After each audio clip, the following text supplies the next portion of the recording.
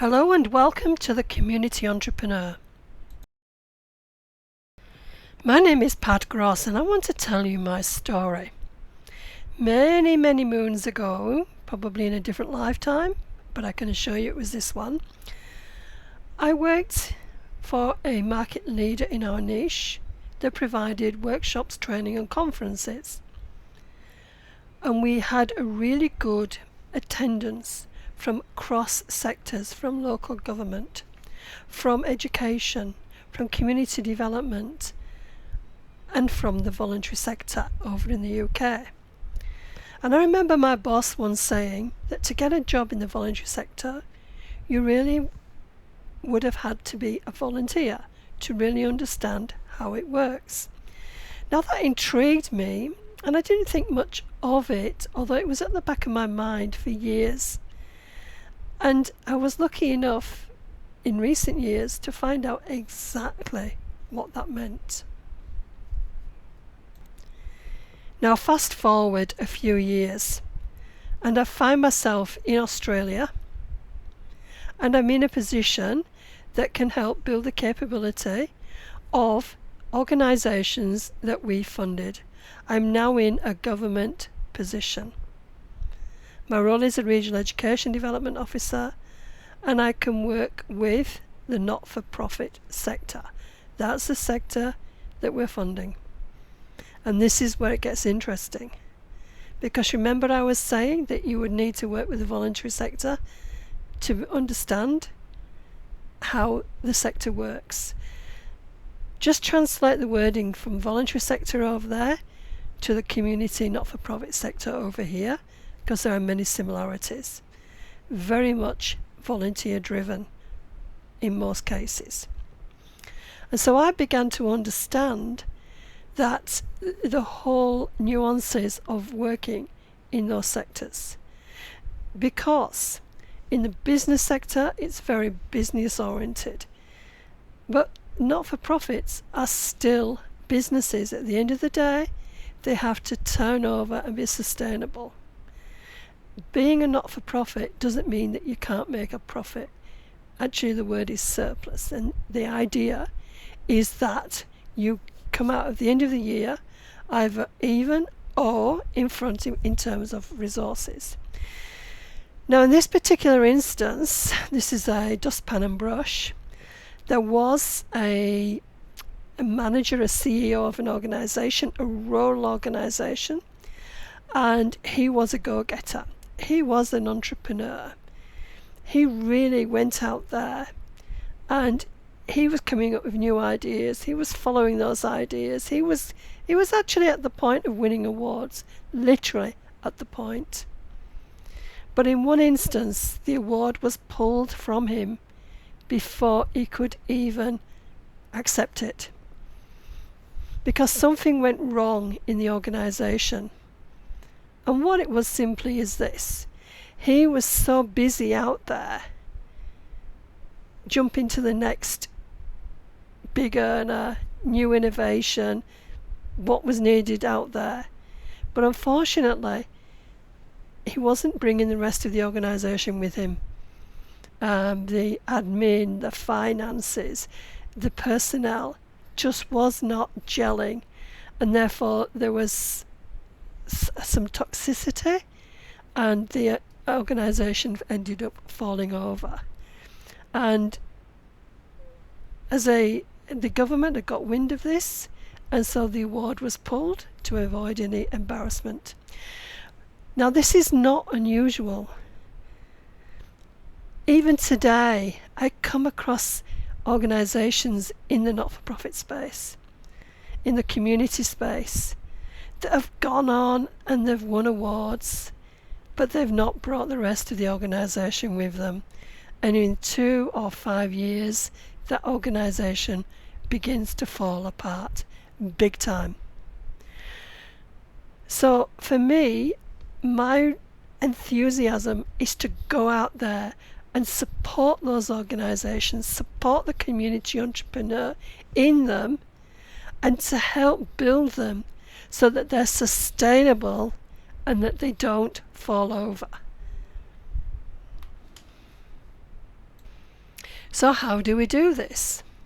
Well, we have a number of programs, and I'm going to walk you through them.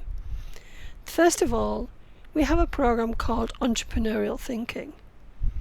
This is to support somebody, the entrepreneur in the organization, somebody who's got the bright ideas but is frustrated because there's something blocking them. It could be their mindset, it could be a lack of understanding of who they're trying to reach, how they're trying to negotiate. So we have a program called Entrepreneurial Thinking. It's a mentoring program. It's 6 or 12 months. I'll give you a really good example of a person, a CEO, a few years ago, who had spent 10 years, I'd say 10 years, looking for a new second location for their activities. Their organization was brimming at the seams, bursting at the seams. There was no way they could keep going, and they needed a second location. But every door that they knocked on, they just were not listening.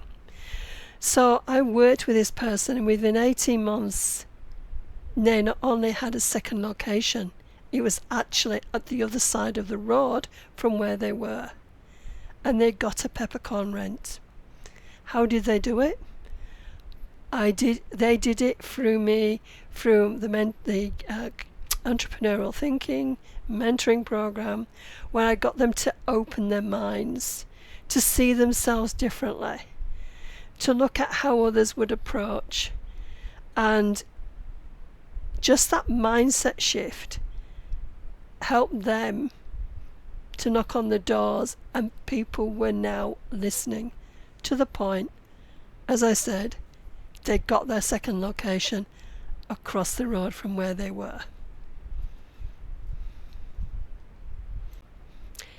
The second area where we support community entrepreneurs is through the grant writing help desk.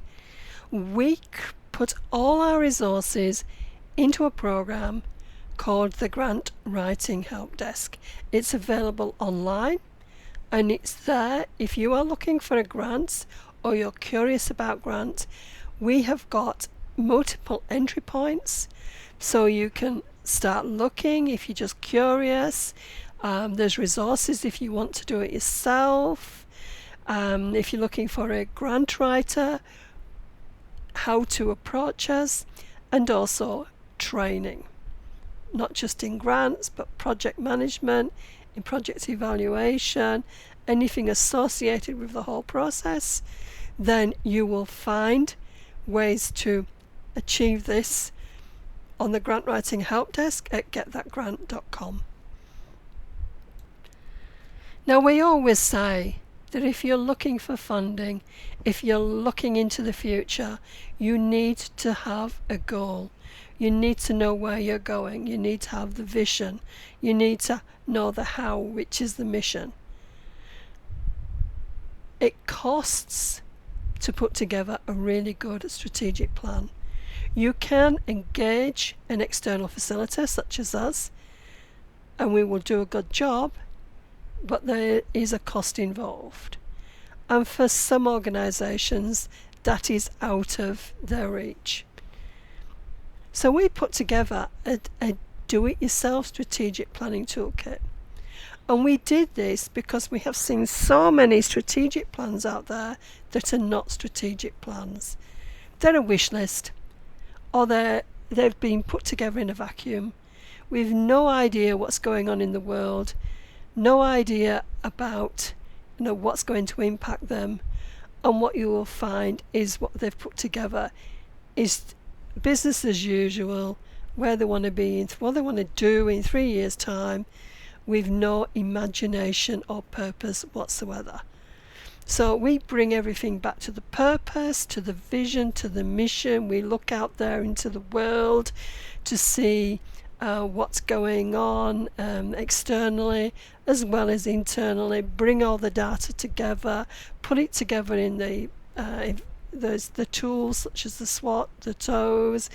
There's a couple of other tools that we use as well, so we can bring this together for and work with the with committees. Now that's what we do, and we've replicated that for somebody who wants to do the whole thing themselves. So we've created the DIY strategic planning toolkit, and you can see on the slide exactly where to find it. Now we've developed a partnerships toolbox. Now we've got two versions of this. We've got one for community partnerships, and we've got another one for business partnerships. I was so fascinated with how partnerships were and weren't working in the community development space, especially where partnerships were forced together, where just simply to attract funding. The funder decided that this money would be better suited to a partnership, and basically what you would have is a venture of different cultures, different organizations, different ways of working, not understanding each other, and I spent many years working to help facilitate these partnership projects to get them over the line and at least achieve what they wanted to achieve. But I can tell you that in many cases they were problematic because of lack of understanding or who was in control, and certainly the culture differences. And so that was helped us put together the community toolbox in the first place. But then we realised or looked at what was happening in the business sector, and I spoke to a number of business colleagues, and it was incredible how many of them had actually had bad experiences of partnerships. It was amazing how many had had partnerships, but then a large proportion of them had had partnerships that had gone terribly wrong. When it comes to business ventures and partnerships, it's so easy, especially if you're a tradie, for example. You get together with your best mate, you have this great idea, you just want to do the job, you're technicians, and then comes along the business side of things, the planning. You've gone into this and you haven't actually checked that there may be a Bunnings down the road that's just opened up and in competition with you, and in terms of the resources that you're bringing and charging for your projects. So there's a lot of things that could go wrong, especially when I was hearing about hidden agendas, shall we say, and about who's controlling the money, who's siphoning the money. And I heard so many stories, tragic stories, of what had been best friends turned out into the worst of enemies, and people who had left those partnerships owing $500,000 or $1 million plus through no direct fault of their own, apart from trusting the other partner or partners. So we have developed a partnerships toolbox. It's an online program that can be used before you enter into a partnership, and it says online training. It's an online program that we will facilitate to help you work out beforehand whether you truly are on the same page. We've also teamed up with Gary Schuler. Now, Gary Schuler was top-notch in the 80s, 90s and the noughties in terms of presenting on negotiation skills. He presented across the world. It was only in the last 10, 12 years that he stepped off the stage, simply because he wanted to make sure that people went away and practiced what they'd heard. And so he created a venture called the Business Marketplace. But in the meantime, he put together a program which we updated between us a couple of years ago, called How to Negotiate Anything. It is a business building platform from vision, communication, marketing, networking, etc., etc.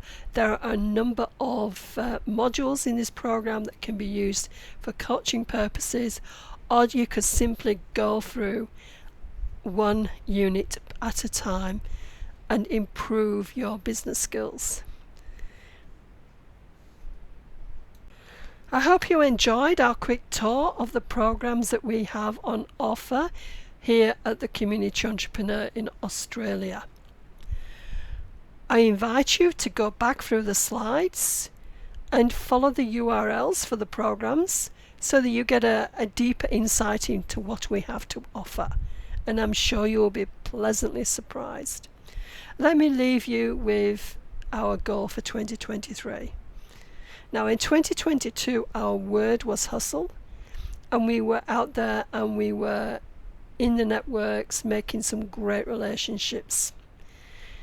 In 2023 the word that came forward was reset. So we're now taking the time to reset, to write the opus, which we already have. We have so many resources out there that we would now like to share with everybody. So we've written the opus, and now it's time to conduct the orchestra. Now it's time to get those resources out, and hopefully that you will be able to benefit from what we have to offer. Thank you.